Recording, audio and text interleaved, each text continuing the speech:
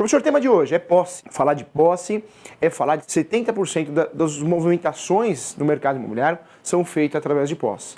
Sabemos que o ideal é o registro, é o domínio. Tem vários ditados importantes, só é dono quem registra. Claro, esse ditado é muito importante, porque se você tem o registro, você tem a propriedade. E quem tem a propriedade tem o domínio. Quando eu falo de propriedade, eu não posso confundir com posse. Posse é uma outra situação, hein?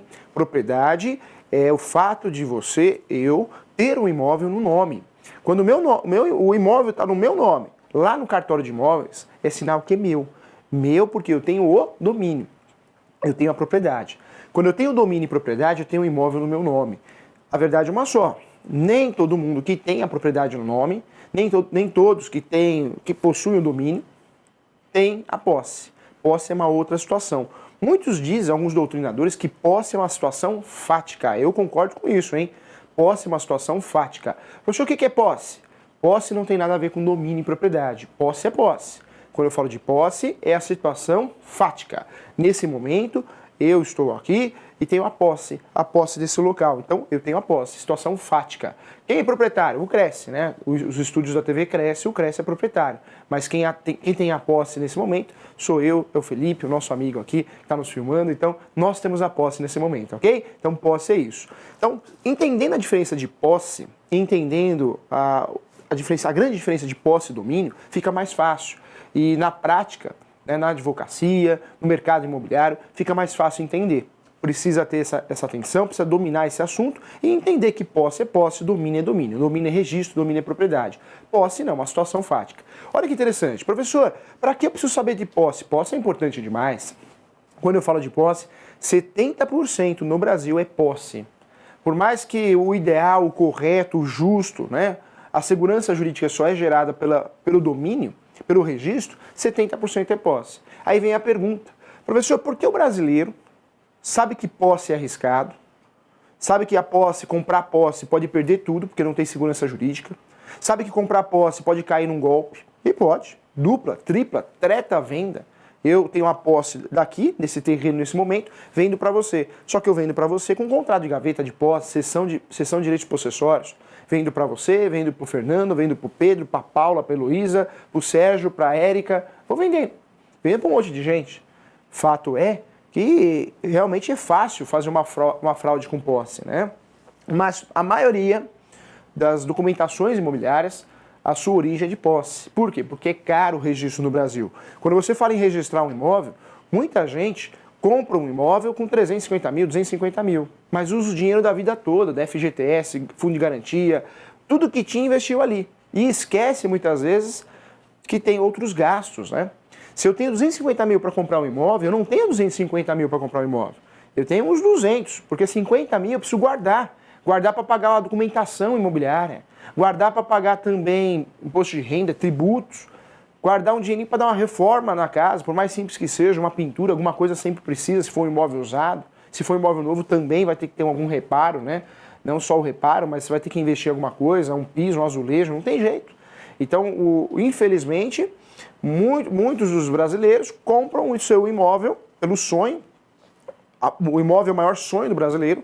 Compra o imóvel por quê? Porque, na verdade, comprando o imóvel realizou o sonho, só que esquece que tem gastos, né, além do imóvel. Então eu preciso ter um caixa além do que eu paguei no imóvel. E aí o que acontece na prática? Muita gente deixa de registrar. Deixa de registrar porque é caro. É caro porque tem tributo, é caro que eu pago escritura pública, é caro que eu pago registro, e aí acaba ficando com um contratinho de gaveta. Então, o brasileiro, ele tem ciência, né? Hoje em dia com a mídia, com o Google, com o YouTube, com a televisão, a maioria tem a ciência que o registro gera segurança jurídica. Mas por falta de condições financeiras, resta o quê? Fazer um contratinho de gaveta. Então, queira ou não queira, sabemos que o contrato de gaveta não é o mundo ideal das transações imobiliárias, não é o correto, né? Mas é um mercado que existe. Um mercado que existe muito forte, porque a maioria transaciona imóveis por contrato de gaveta, ou seja, sem escritura pública e sem registro. Toda vez que eu vou fazer a coisa certa no mundo das transações imobiliárias, o ideal é fazer o contrato preliminar. Esse contrato preliminar amarra as partes, comprador e vendedor. Dentro desse contrato tem a proposta e aceite, tem o objeto, que é o imóvel, tem o prazo da entrega, da posse do imóvel. Então, toda transação imobiliária, o ideal é fazer um contrato preliminar, ou facultativo, ou pré-contrato, ou minuta contratual. Não importa o nome. É um contratinho de 3 folhas só para amarrar o negócio. Junto com esse contrato, o ideal é eu solicitar a emissão de várias certidões. Nós já conversamos aqui a respeito. Várias certidões. Com isso, eu consigo fechar o negócio, amarrar o negócio imobiliário. E aí, no segundo passo, o ideal é ir num tabelião. O tabelião vai fazer a escritura pública. O tabelião vai fazer uma escritura pública e é uma regra do Código Civil. Toda transação imobiliária acima de 30 salários mínimos tem que ser feita por escritura pública. Então, o tabelião faz a escritura pública.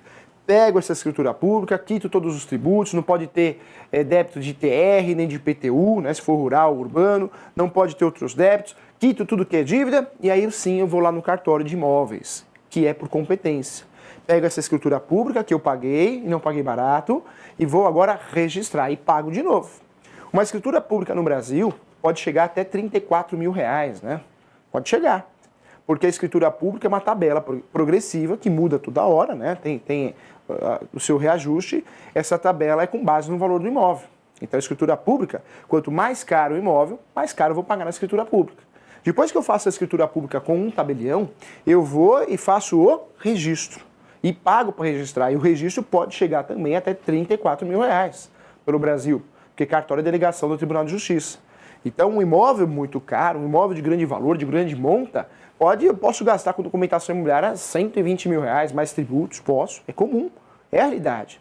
Um imóvel padrão de mercado, até 300 mil, 250 mil, que é o imóvel mais vendido no mercado, esse imóvel eu também vou ter um custo aí, no mínimo de escritura e registro, no mínimo uns R$4.500, R$5.000, dependendo do estado, né? Depende muito, cada estado tem o seu cartório, porque é delegação do Tribunal de Justiça estadual. Então, é um custo alto, elevado, e aí muita gente faz o contrato de gaveta. Entendendo isso, fica mais fácil entender porque o brasileiro é apaixonado, ficcionado por posse, né? O brasileiro é. Por quê? Porque ele consegue burlar tributos, consegue passar pela escritura, pelo registro. E depois, claro, ele não vai conseguir, se ele for vender esse imóvel, quando eu vendo a posse, eu não vou conseguir vender a posse com o valor de mercado. Quando eu vendo só a posse, diz a lenda, né, o professor que é muito atuante no direito imobiliário, você que me conhece, no direito imobiliário, direito civil, a posse tem um valor de mercado que eu vejo por aí. Verifico que a posse não vale mais que 60% do valor de mercado. Passou disso, está cara essa posse, né? Porque você está comprando uma posse e está assumindo os riscos jurídicos. Não tem segurança jurídica. A posse você pode perder a qualquer momento. Mas a posse, você pode perder a qualquer momento, mas a posse também te dá vários poderes. Quando eu falo dos poderes da posse, são vários. Você, quando adquire uma posse, você adquire 166 direitos. Direitos, é isso mesmo. Se eu compro a posse de você, eu vou adquirir 166 direitos. Quais, professor? São vários. Nós temos os direitos possessórios, que são as ações possessórias, né? Reintegração, manutenção, interdito. Também os direitos de vizinhança, também. Então, direito de vizinhança, saúde, segurança e sossego, é o alicerce do direito de vizinhança. Então, eu consigo, quando eu compro a posse, eu tenho direito de 166 direitos, no mínimo, hein? No mínimo. Segundo a jurisprudência, segundo a doutrina italiana, também a alemã segue esse requisito também. Então a verdade é uma só. A posse é muito importante no Brasil e existe um respeito muito grande à posse. Eu falar que comprar a posse não vale nada não é bem a verdade. Sabemos que a posse jamais eu vou atingir a segurança jurídica. Porém, comprar a posse, de uma certa forma, me ajuda numa ação de uso capião, seja qual for. Nós temos mais de 36 espécies de ações de uso capião. Então, seja qual for a ação que eu vou usufruir, se eu tenho um título de boa-fé, é um bom documento para utilizar nessa ação de uso capião, até no extraordinário. Né? É um documento interessante para provar minha boa-fé. E a posse ajuda nisso. O Brasil tem um princípio constitucional que é a função social da posse. E aí esse princípio, muita gente fala que é a função social da posse, na verdade é a função social da propriedade. Né? Brinco com isso, função social da posse, porque a função social da propriedade, o nome mais adequado seria a função social da posse, porque é isso mesmo. Quem tem a posse está cumprindo a função social da propriedade, um princípio constitucional. A propriedade está aqui para ser usada, não para ser abandonada. Né? Por isso hoje é muito arriscado você largar sua casa de praia, sua chácara, sua casa. Professor, mas eu fui trabalhar em outro estado, em outro país. Quando eu voltei, invadiram o imóvel e ganharam. Tiraram do meu nome e colocaram o nome dele, do casal que invadiu. Por quê? Fez uso capião. Ele tinha a posse. A posse no Brasil é muito respeitada, tem muita força. Nós temos falhas também, né, em relação à posse. Nós temos um crime no Código Penal, que é o esbulho possessório. Não tem muito crime o Código Penal a respeito da posse. Muita gente orienta, muito advogado que não é da área, orienta o seu cliente, né? O cliente liga desesperado, doutor, invadiram a minha casa, doutora. Sua casa? Não minha casa, né? Na casa de praia. Eu cheguei lá no final de semana, tinha um casal e um cachorro na piscina morando lá. Eu bati palma, o sujeito falou, não saio daqui. Faz uns 5 anos que eu não frequentava a casa. Eu fui lá para vender, para ver como que estava a casa e colocar para vender. Corre o risco, sim, de você perder essa propriedade no Brasil. Essa é uma realidade. E muito colega, advogado, vai falar assim, olha, já que aconteceu isso, vai na delegacia mais próxima que vai resolver tudo. Não resolve nada. Não tem crime, não vai resolver, não é uma situação de crime. Vai analisar se tem um esbulho possessório. Né? Se ocorrer um esbulho possessório, tudo bem, é crime. Mas o esbulho possessório eu preciso pegar na hora o sujeito invadindo. Não uma pessoa só, mais que duas. Invadindo na hora, entrando. Se eu não pegar, adentrando na casa, já era, não é crime. Olha que situação. É um buraco, é uma lacuna. Então, a verdade é uma só. A nossa legislação influencia a adquirir posse. É a realidade. Tem muito investidor, o professor tem cliente investidor do Canadá, da Arábia, que investe em posse no Brasil. Investe em posse porque nós temos um sistema jurídico que protege a posse, que dá status à posse e também temos falhas no Código Penal porque não tem crime, muitos crimes possessórios, a não ser o esbulho possessório. Então é uma realidade nossa. Então é fato, isso é fato. Entendendo melhor a posse, agora de forma mais teórica, você precisa saber que posse é a situação fática. É a situação fática.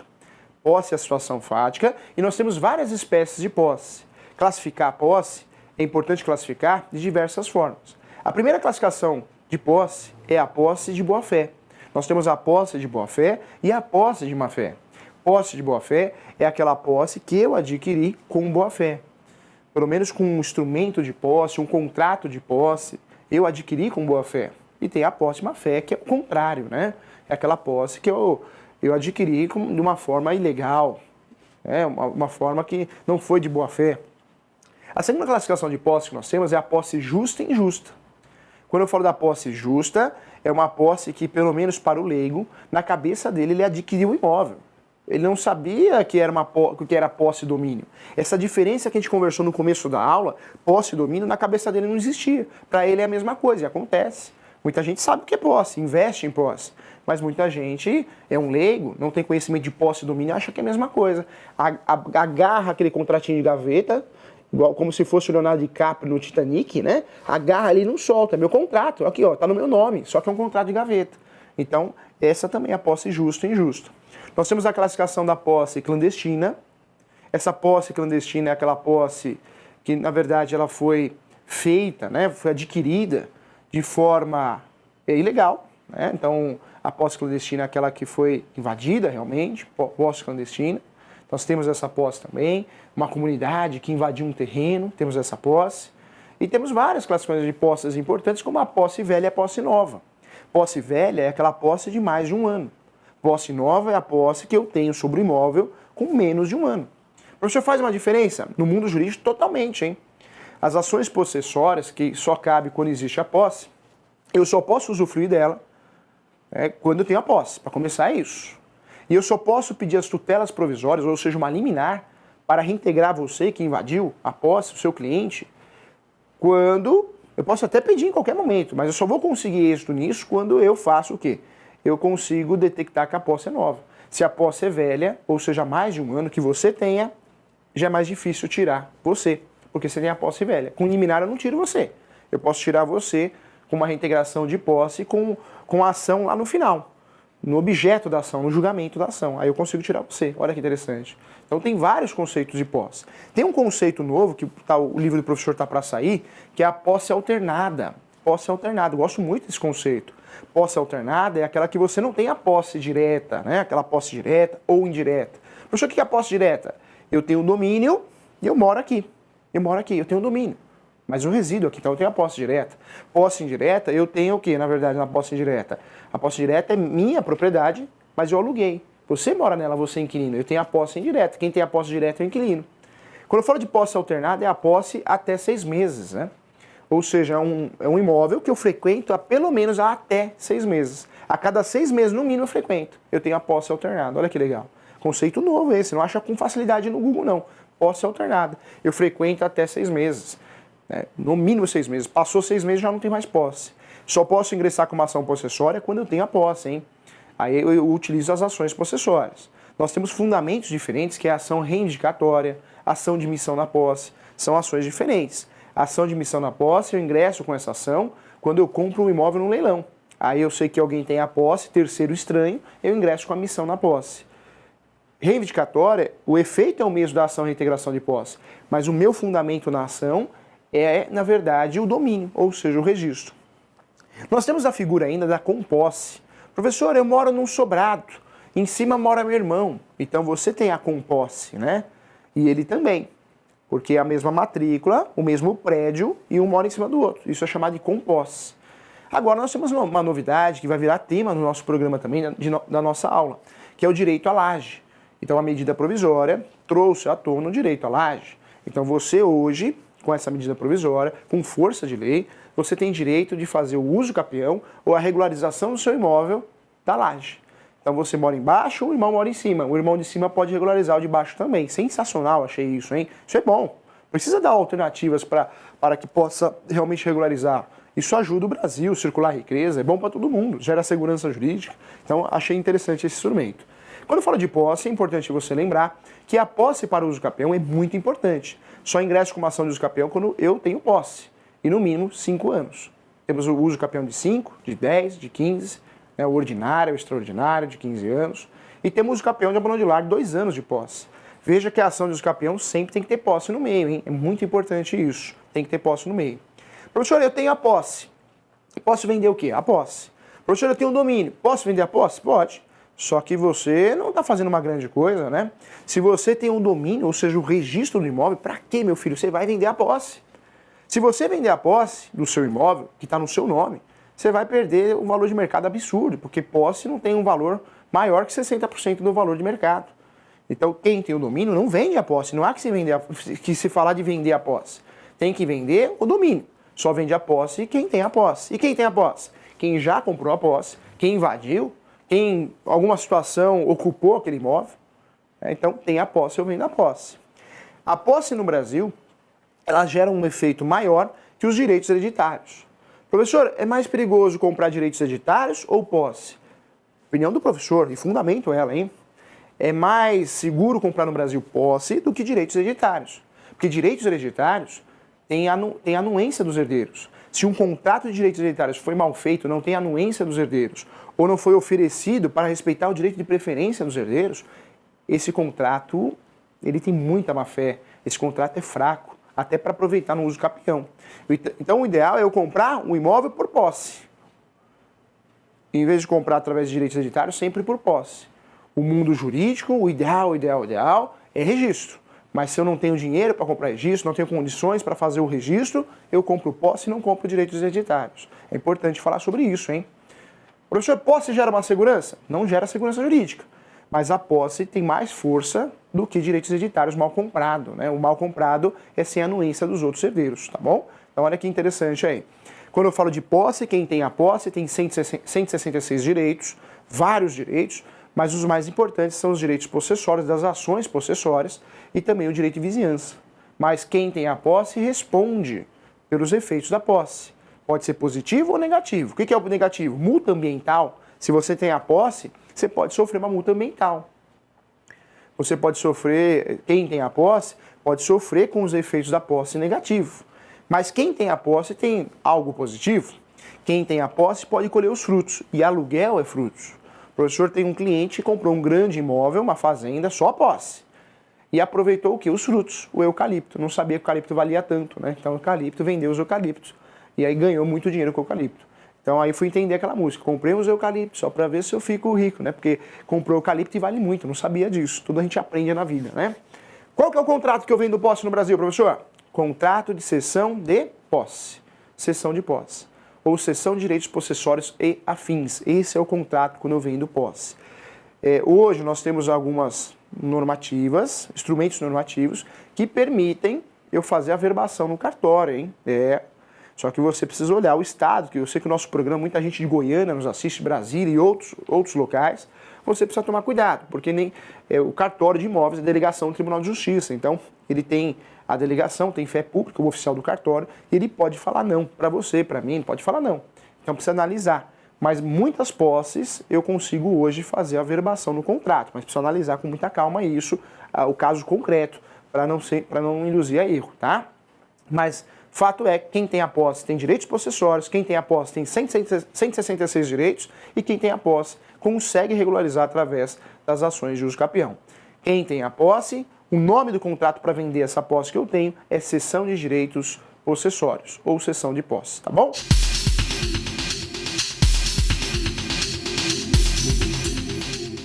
Bom dia. Meu irmão viajou para fora e deixou a amiga morar na casa dele, sem pagar nada. Ela pode pedir uso capião? Se sim, tem prazo. O requisito de qualquer uso capião, não interessa qual, nós temos mais de 36 espécies de ações de uso capião, é a posse. Quando eu forneço a posse a alguém, eu estou dando direito a ele futuramente ingressar com uma ação de uso capião, sim. Nesse caso aqui, é um comodato. Nós temos duas coisas para salvar o imóvel de uma futura ação de uso capião. Professor, eu tenho um imóvel, eu vou embora do país, vou embora do estado, o que eu faço com esse imóvel para não correr o risco de perder esse imóvel? Alguém invadir, entrar com uso capião e eu perder esse imóvel. Duas dicas que eu te dou, ou aluga ou empresta. Porque se você alugar, é locação. Inibe a ação de uso capião. Inibe um dos requisitos, que é a posse, o ânimos da posse. E o comodato também, nesse caso é comodato. O comodato também inibe o ânimos da posse. Só que, entre nós aqui, vamos lá, prática, né? Cuidado, esse comodato tem que ser escrito e a locação também. Fato é que se a pessoa tiver má fé, ela pode ingressar com o uso capião. E aí, a defesa vai ter que alegar com muita qualidade, com muito conhecimento, que existia uma alocação, que existia um comodato, para quebrar esse uso capião e a ação não virar uma ação procedente. Né? Então, na verdade, conseguir a improcedência da ação. Então, eu oriento fazer contrato de locação sempre por escrito, para inibir a posse, e o comodato também. É muito comum a gente fazer contrato de comodato de boca, né? É amigo, conhecido, vai morar no meu apartamento. O ideal é fazer escrito, porque isso futuramente é a grande defesa de uma ação de uso capião. Então, eu oriento você nesse momento, falar para o seu irmão, fazer um contratinho de gaveta de empréstimo gratuito comodato. Ela assina, ou por e-mail, manda para ela dar ok por e-mail. É uma forma de inibir, não que vai acontecer, né? Mas se tiver má fé, pelo menos é uma prova que tem para bater no uso capião e se defender com qualidade, tá bom? Então essa é a dica que eu dou. Então eu agradeço a você que está assistindo nosso programa. Conhecimento ninguém rouba da gente, tá bom? Sucesso, paz, amor, felicidade. Tchau, fui!